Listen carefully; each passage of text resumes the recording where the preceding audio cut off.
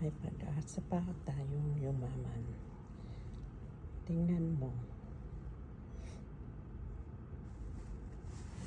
Ang guhit ng iyong palad. Makikita mo. Kapag daw ito ay nagdugtong katulad nito, ikaw ay may posibilidad na yumaman.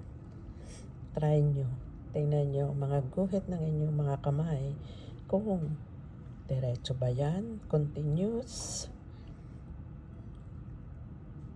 Malapit na tayong yumaman. Yehey! Try nyo din. Check mo ang mga guhit ng mga palad nyo. Yayaman na tayo. Sabay-sabay. Have a good day. Bye-bye.